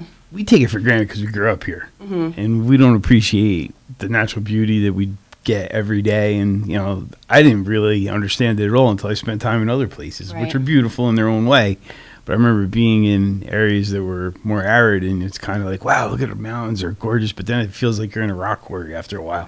You miss the green and you miss the mountains that we have. It's true. And, it's the natural landscape here is just, it's incredible. And we're sort of blessed in the Hudson Valley because we have access to the best food, all these great things, being so close to New York City and having the academic institutions that we do. We got it all. That's true. Our universities are great. SUNY New Paltz is awesome. Bard, Marist, totally. Yeah. And our Ulster Community College, let's not forget, they are like #1 community college in the U.S. Yep. And they are wonderful. Are they? They are. I went to SUNY Ulster, and I swear by those professors. I had my best professors were at SUNY Ulster, and then I went on to Marymount Manhattan College, which was great, but I never had any instructors, teachers, even just people guiding you just generally. No one like that I had at SUNY Ulster. I'm so lucky for that.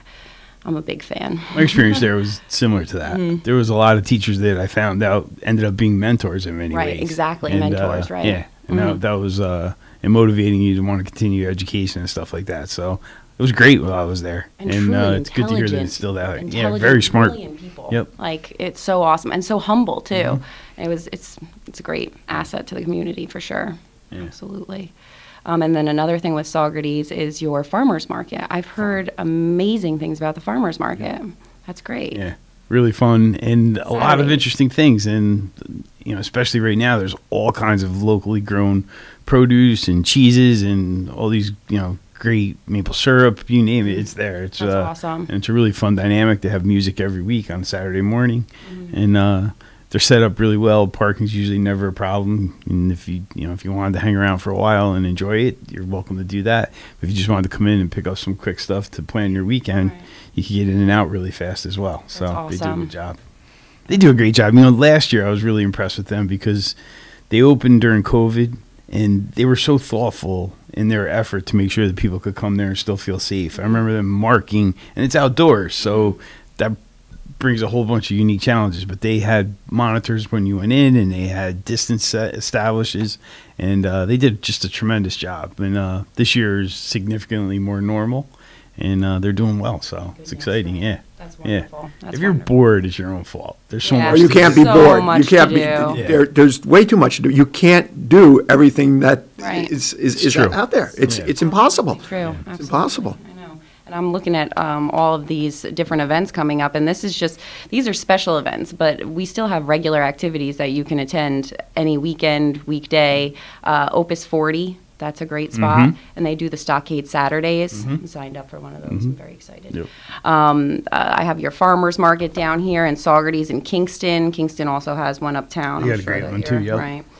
The Rear Center, downtown Kingston. I'm not familiar with that one. Rear Center, it's an immigrant culture center. Okay. And it used to be an old bakery. I was supposed to go on a tour there yesterday, but we postponed it for November so Kevin can join us. But I'm really looking forward to that. That's a great little spot. So much history down there. And if you're interested in like Kingston history, there's so much. It's awesome. Never heard of it. Got to check it out. Yeah, Rear Center for sure. Cool. I didn't even know about that. No, Did you? neither did I. No. See, And then, that's why this show's so valuable. right. We learn stuff. Our listeners learn things. And Red Maple Vineyard over in town of Esopus, they're typically only like a wedding venue, but when COVID hit, they opened up during the summer to the public. The place is beautiful. I'm so happy that we got the opportunity to go check it out. And now they do Wednesdays. They're open to the public. Oh, So you cool. can go anytime 4 to 9. They have great food, great wine, and the setting, you can't beat it. I'm telling you. Red Maple Scenery's Vineyard. beautiful. Yeah. They'll have a dining experience if you go. Mhm. Okay. They have really great food. Some like appetizers, but they also do like entrees or like little pizzas and stuff too. And they have live music, which is always great. And I was pleasantly surprised. I mean, we get a lot of folks from far, of course. Tons of locals were there, and they were just excited as we were to say, hey, this is a great chance to finally get to check out the property and everything. So it's gorgeous. It would be a really nice wedding venue. So I'm going to have to keep that. Keep that noted. in mind. Yeah, exactly. Do you, is it actually a working vineyard? They grow grapes? Yeah. Really? Oh, totally. Cool. And they collab a little bit with Maynard Farms, too. So they have some cidery. Okay. Maynard is right over in town of Esopus also, right in Port Ewan. Is it really? I didn't realize they were there. Yeah. Right on River Road. Okay. Yeah. If you go by, Is you'll that their only location? I think that's their only farm location. Okay. But they might have additional. And now that I'm thinking about it, because they have so much produce, so they might have an additional spot somewhere. But the primary one that I'm familiar with, where they do like picking, like apple picking and stuff, is the one off River Road.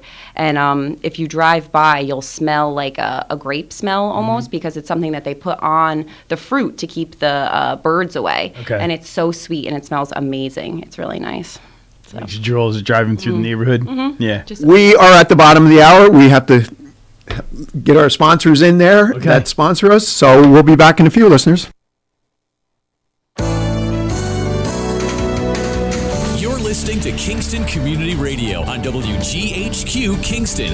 On your radio at 920 AM and 92.5 FM, and also online at mykcr.org. Hi, I'm Kelsey Grammer. Wounded Warrior Project supports injured veterans by connecting them with fellow warriors, by serving them through mental health and wellness programs, and by empowering them to live on their own terms. No one should face a battle alone. Join us at woundedwarriorproject.org. Long ago, you wouldn't think of galloping on a horse while doing calligraphy, and you wouldn't have attempted to ride your bike while typing a letter. Yet you think you can safely operate a multi-ton vehicle while texting? Behind the wheel is no place to multitask. If you want to BRB, drive now and text later. Lives depend on it.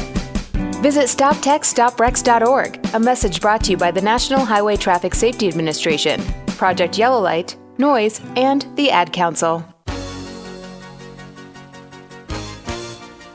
Hi, this is Jared Mans from the Spring Lake Fire Department, and I support Kingston Community Radio, and so should you.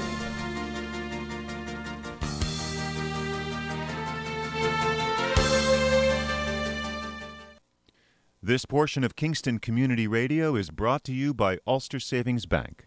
Visit their newest branch, conveniently located at the Ulster Commons Plaza in Lake Katrine.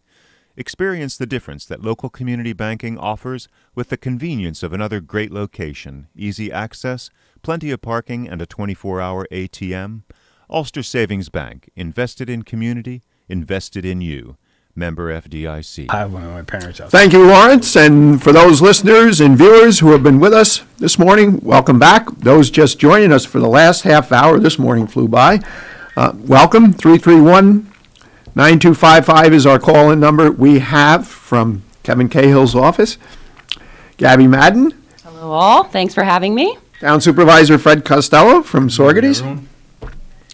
Gabby's brought quite a list. Wow. And it's a good thing you brought food because Fun things. the last half-hour conversations made me hungry. Good, yes, Yeah. okay. We're doing a good job So- motivating. That's why I went over and grabbed mine. Yeah. And they're from Dicing's. Dicing's super delicious yeah. breakfast, of course. Very good. So August 14th, there's the Ellenville Blueberry Festival. That's on Canal Street in Ellenville.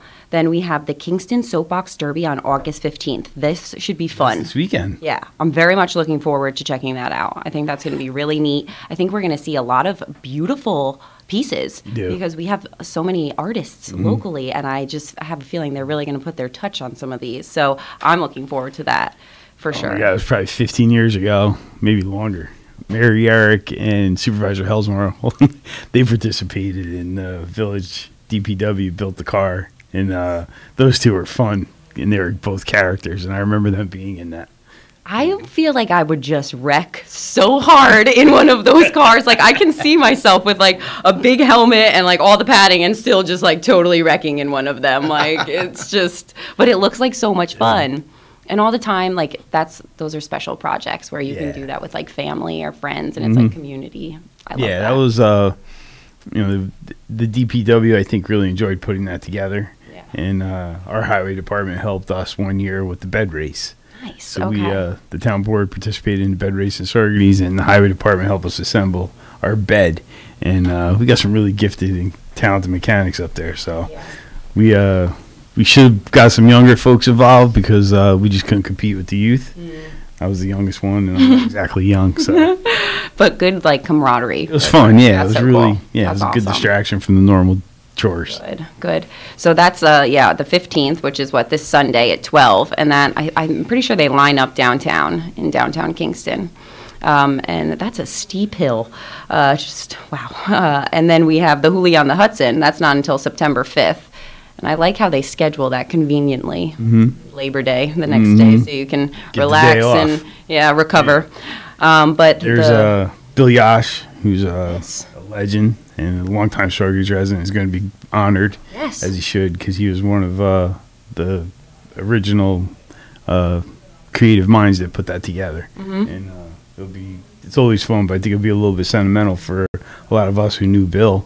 To go there and celebrate his memory at it. Absolutely. So we're looking forward We're putting a little something together for that event cool. in honor of Mr. Yash. So that should be great. Right, I'm very excited about that. That's going to be a special moment, obviously, for his family. But he's just a great guy, and he meant so much to so many people in Sorgady's. He was involved in a lot of organizations and helpful, and he was a teacher, and there's a lot of students who think finally like that. This is wonderful.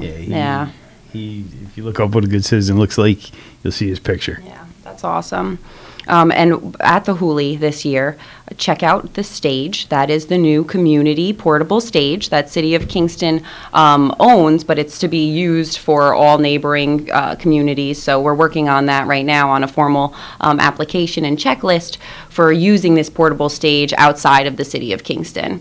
So, there's going to be some costs associated just because we need to have some city workers providing oversight and transporting the actual stage because it's big.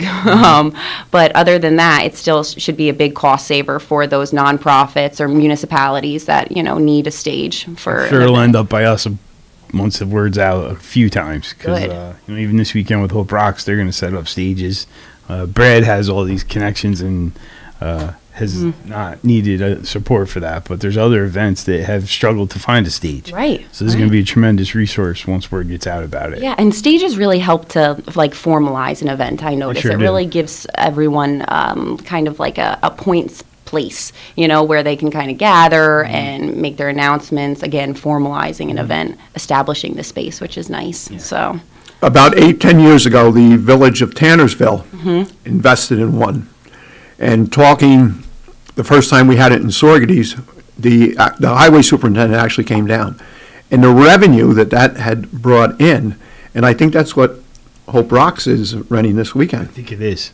From the village of Tannersville. That's awesome. Okay. So did they charge just for like maintenance or like staff oversight of it, or was there additional like lending fees? Yeah, there was a rental fee. Okay. Yeah. Okay. Well, that's good. Well, plus they have to pay for the insurance, so I'm sure that some of those funds went towards the insurance that they have to provide for the stage too. So that's an important aspect for sure. But yeah, so at the Hooley, check out. I think it'll be the main stage. Will be the portable stage. That's the community mobile stage, so very exciting. And member Cahill helped to secure that with a grant, which was awesome. I think it was $125,000, and then another $25,000 from Radio Kingston, just for like sound and everything like that. So that's exciting. Something you take for granted, but that's a really important component. It kind of defines the event. Right. But then the other part is folks to support the organization in many of these events. Safety is always a primary concern, and there's been occasions where people are climbing up onto a trailer and there's climbing a stepladder to get there, and it's just not ideal. Have, like makeshift stages. I've seen that, and it's really, it's in the best effort just to have a successful event and do what you can on a short budget. But again, you're absolutely right, the safety hazards. That's why there's that City of Kingston oversight thing. That's why that's Make so sure that important. It's safe. It's really important. Totally. So that'll be good. Hooley on the Hudson. Then we have Dutchess County Fair. Did you guys go to Ulster County Fair? I did not this year. Neither did I. I don't know why. It felt like it snuck up on me. Now I'm extra bummed out. Yeah. Kyle did. It's this late in the summer. Right. It was just what I alluded to a few minutes ago. There's so much going on. You just can't get to everything. I was talking with Heidi Haynes from Senator Martucci's office. She is awesome. I'm sure you guys are familiar with Heidi. And she had gone to the Ulster County Fair, and she was, of course, boasting about the 4-H milkshakes. She was like, yeah, I just ate mine for dinner. I was like, that sounds amazing. That's awesome. But she said it was a great event. She was there for the opening remarks and everything. So at the 4-H, kids are incredible. The programs and projects that they do through, I think it's Cornell Cooperative, so amazing. Awesome. Yep. I'm like, you kids are going so much further than I could ever hope to, just with their skills and talents, which is what I like to see. That's great. Another thing we talked about earlier today, Guy. Yeah. Yeah. It's true. The kids that are involved in those types of organizations, whether it be academic or athletic, they create this foundation that gives them a leg up. Oh, I just want go. Yeah. Just keep on going. Don't stop, and don't stop. let anyone stop you, because seriously, the potential is extraordinary, and that's been happening a lot lately just in the community. At the gym, I'll overhear some of the teenagers talking about what schools they got accepted into and how they're going to make their decision financially and what's best for their families, and just things that you don't always hear about. And it's so nice when you do overhear those conversations and know that our youth is prepared to be the next generation of leaders, and I'm so excited for that. I really am. And our Woodcrest Bruderhof community, and I can't believe I've never known this, but every year they participate in the Environ competition, which is like a New York State environmental competition, specific to New York State, so that it's like our local soils and water and all of that, and they always win. They've come first place, I'm pretty sure, the past like 8 years. Wow. And they won nationally this year. Oh, wow. Wow, what a tremendous honor. The entire U.S., and they brought their New York State specific skills and knowledge, and they blew it out of the water. And I'm just so excited for them. And happy for them too. They finally they sent us an email just letting us know, hey, this is when we're going to honor them. Is there something like special we could do? And I was like, absolutely. Sure. And I felt bad we had never known prior, because it's important to not reward the kids for doing such a great job, but just let them know, hey, I'm acknowledging celebrate your success, right? And that hard work. So Rudolph, they're such a tremendous community resource. There's been so many projects that folks have worked on for a very long time, and they've made significant progress, but they're just having a hard time to close the gap. Either there's a demand for some help with funding or a demand with some help with construction, and they've stepped forward always so come many through. times. Yeah. Food shortages also, they come through. During COVID, there was this concept of severe loneliness too for our seniors, and I remember them just offering, hey, give us a call, or hey, let's have a conversation outside, masked up, no problem, distance, and just there to chat, to be a neighbor, which is, I think they really serve that. They are like the ideal neighbor, and it's awesome. Yeah, they do provide a lot. When we did a fallen hero ceremony honoring Vietnam soldiers that had passed in battle, the Bruderhof provided a bench, a dedication bench that's now over in Tivoli on Monument Hill. So, and that was in honor of Ronald Rockefeller. So his birthday just passed, actually. White Tivoli, was that his hometown? Yes. Okay. Yeah, that's where And he was built from. the bench? They built, I think they partially built it, and then part of it was like ordered also, because it had like little plaque and everything on it. So 'Cause their craftsmanship is incredible. Yeah. Absolutely. I know. I get their catalog that has some of the furniture that they make, the play furniture and like children's cribs and stuff like that. It's beautiful stuff. Absolutely Pretty gorgeous. incredible. But yeah, so it was nice hearing about all of the success of our youth and their bright futures. That's going to be awesome. You know, that's so good to hear, because so many times youth get such a bad knock. I know. I wasn't even aware of that. Another thing I learned Right. here this morning. Right. That's really nice to hear. Shout out to the students at the Mount for coming in first again this year. Way to go nationally. You guys killed it. That's wonderful. And then, so we have Dutchess County Fair. We were talking about those 4-H students. They're also They'll doing be there too, terrific yeah. work, awesome work. And that's the future of farming right there, too. And you kind of get a taste of that when you go for the short tour at the fairs. So I'm looking forward to that at the Dutchess County Fair as well. The 24th through the 29th of August. They have wristband night, which is $25, and you get to ride unlimited for the whole night, which is great. Regular tickets are $12, but that wristband is definitely helpful for kids. And then we have our science lab. So the Science Learning Initiative was something that Kevin had started a few years back after visiting the Rhinebeck Science Foundation and just being blown away by really getting kids more involved in STEM, but specifically girls in STEM. So he had started this initiative which covers all of the school districts within Ulster and northern Dutchess County and a few neighboring as well. I believe Saugerties is included. They are, yep. And so we're part of the Saugerties School District is part of Kevin's district. Right. And right. He's always been tremendously supportive and absolutely terrific. Yeah. I feel like Saugerties is like, it could be part of our district too. Well, it used to be, so maybe that's why, you know. Yeah, we'll right. know soon, you right? Never know, absolutely. But we have that the Science Learning Initiative event will be September 13th, and that's going to be kind of an announcement of the round 3 funding. Just going to all the different school districts. We'll have some school superintendents there, but that should be nice. And then hopefully, you know, you guys will be able to read a little bit about it too, and the specific projects that they're going to be working on with this funding. So that's exciting, and that's in collaboration with the Benjamin Center at New Paltz. Robin Jacobowitz. She's amazing, and she's the education director for the Benjamin Center, and she is the mind behind all of this, and she does an amazing job just putting together the curriculum and how they're going to incorporate these new resources. It's really neat. She's brilliant, and she loves what she does, so that makes it 10 times better. She gets really excited. Yeah, Folks that are passionate about their work, it shows. They give you 125%. It's amazing. Mm-hmm. And we have that with Suzanne. Oh, yeah. Day camp. With our summer youth recreation program. That's so important, right? Especially when it involves children. You want to make sure that you have that enthusiastic individual that's really leading them and guiding them. That's great. She does an awesome job. Awesome. That's wonderful. And especially for summer programs, too, where kids are kind of relying on that. It's like, you know, not just school, but home for the summer sometimes, too. So that's great. But so that will be, the SLI event will be September 13th. Then we have, Hunter Mountain does an Oktoberfest. That is so much fun. It's 4 weekends. It starts the last weekend of September and then goes into October.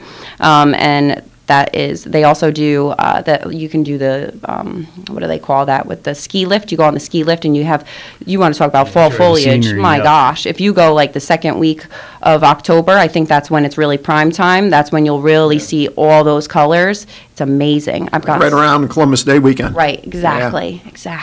So that should be great up at Hunter Mountain Oktoberfest, 4 weeks. Should be good. Every weekend they do something a little bit different too, which is cool. That's fun. Yeah. And it's somewhat casual event. You don't if you just wanted to go for a couple hours, that's fine. Yeah, and it's you can just go and show up too, and then if you don't want to buy anything, you don't have Just to. walk Which around is and nice. enjoy the Yeah. day. One weekend they do like a car show type thing with like Volkswagens, and that's so fun. I love like Volkswagens and Audis and stuff. They're really cool. So that's a fun event.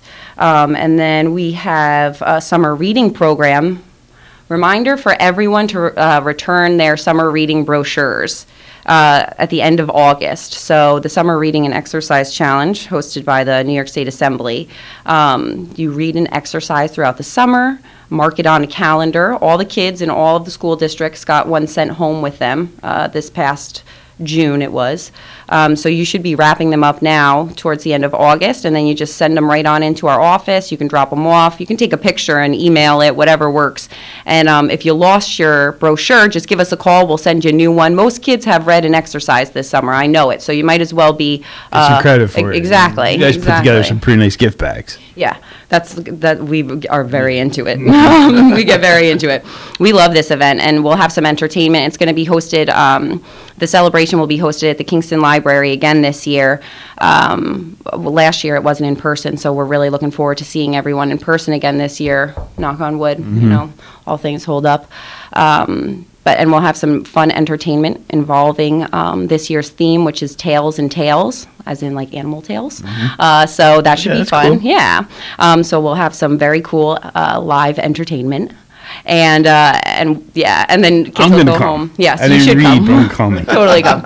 And then they'll have some goodies too, and that's all compliments to our local, for the most part, our local nonprofit organizations that have, for example, trails or tours, the museum downtown. If they have like passes or something, they'll usually donate those for the kids so that they can still stay active during the summer or during the fall with their families, which is really great. So that's a big aspect of the reward portion. And they get a certificate from the New York State Assembly, which is great. And we get some photos. We have it filmed. And that plays on public access television. And the kids really enjoy that because they get to see themselves on TV, and that's super fun. Yeah. So I love that aspect. Although, you know, it's something I observed when we were growing up, the opportunities to be videotaped or be on TV were a little bit limited. You're totally right. Everybody's on TikTok. No, you're absolutely right. Yeah. Even when we are like at a family event and we go to take a photo, you'll notice if you go to like some of my older cousins who are from like my grandparents' age, and if you say, you know, we're going to take a photo, it's like everyone stop and they have to like really fix themselves, make sure that they're like perfectly positioned. Like it's going to be one time, one photo, and that's your only chance, you know? And it's so funny because, again, they're not used to just being constantly on film or having tons of photos taken of them, but I'm excited for our generation. At least we'll have that. I just hope that we're all remembering to save and print our photos because I know that's a biggie too. That's a problem, yeah. You know, and but that's where those cool digital picture frames come in. You can have an app right on your phone that connects to Wi-Fi whenever it's available, and it will download your photos right onto the digital frame, and then your photos are showing right on that frame in your home without even having to print them or anything like that. So that's a great aspect. That's a good present for a grandparent. It is a good present. Yeah, you got to set it up for him though. Oh yeah, definitely, absolutely. But that's a good one. All right, so we had SRP, which I'm super excited about, and that event's going to be October 15th. And then some other fun stuff that I've done recently that I'm not sure that everyone is aware of. The Rip Van Winkle, too, the second one, the new boat. I didn't know about that. Yeah, because the first one may have sunk. Did you guys hear about that? No. That was a while ago. That was sold, though, and then it sunk, right? Yes, that's correct. Because I think they tried to take it, whoever bought it, I think they tried to take water. To like the ocean. Yeah, that was stupid. The Rip doesn't go in the ocean. No. Why you take it in the ocean? To like Georgia, it was somewhere so random. But and it was I don't understand why they did that, because they could have taken the intercoastal waterway. That's what it's for, and you avoid being in the open I thought about that, water. and I was like, I can like only imagine that just going down the Rip. Oh man!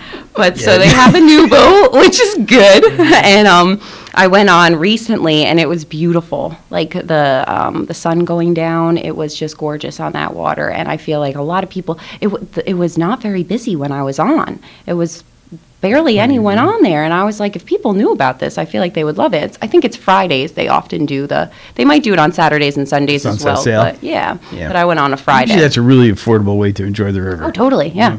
It's not overly expensive. It's certainly way cheaper than trying to have your own personal watercraft. Right. I think it's like $20, I want to say. It's Cheap. that. Yeah. Mm-hmm. Can't beat that. No way. And then another boat tour that's available is the Solaris.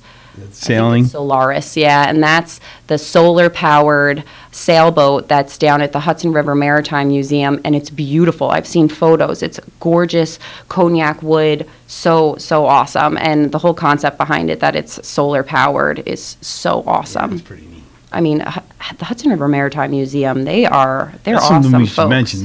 That's worth. If there's an afternoon where you don't know what you want to do, it's worth going to the Maritime Museum. Absolutely. Kingston is so rich with maritime history, the role that we played during World War II, and making sure those Liberty ships could sail, and the work that's being done since then. And they do a really great job, probably the best job I've ever seen, of memorializing the brickmaking legacy in the Hudson Valley. There's a lot of really fun. Oh, right. Yeah. I didn't even mention Hutton Brickyards. Yeah. You can go and have dinner down there and check out those grounds a little bit too. The Empire State Trail is down there, which is nice. And then we're going to have a state park over there soon, and that's amazing. Hudson Cliffs. Yep. That's so exciting. Yeah. I'm so pumped. My friends used to go down in that area and skateboard a lot. It was called the Cove, that's what they would call it. And they would skate down there on the cement slabs and everything. And a lot of it's been transformed since the Hutton Brickyard took over. Into a natural landscape. Right. And it's beautiful.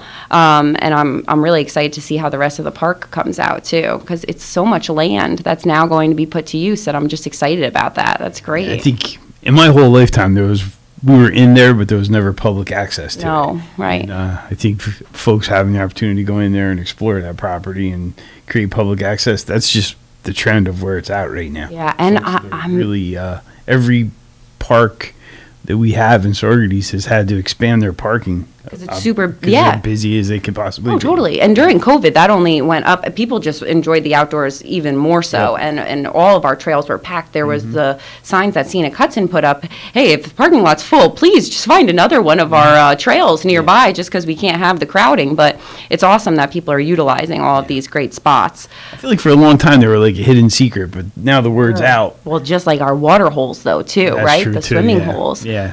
I've been reading about that lately too. That's a problem. It is. Well, the littering, the pollution, and horrible. I think people aren't respectful, and it's they're not supervised or lifeguards, so you got to be thoughtful about safety.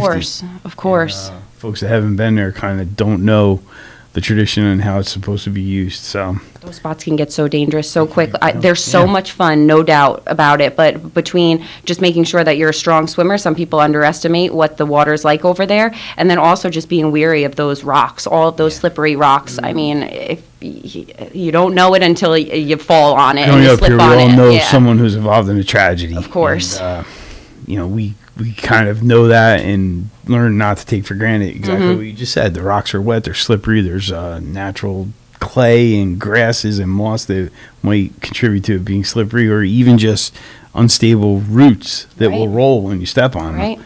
And you learn that from experience. So folks going there for the first time, don't take for granted. And you always have to be thoughtful too. They're natural waterways, so especially after heavy rains, rocks could have moved, or trees or limbs could have fell in. So before you go jumping in, you have to do a quick inspection too. Yeah. Totally. There's a lot to it. Just be extra alert when you're over there. Absolutely. And there's, speaking of one of those spots over there, there's one water hole that a lot of the kids used to go and swim at. I think that's where my friends and I used to go, off of 4455 on that dangerous road that's been such a problem over in Gardner.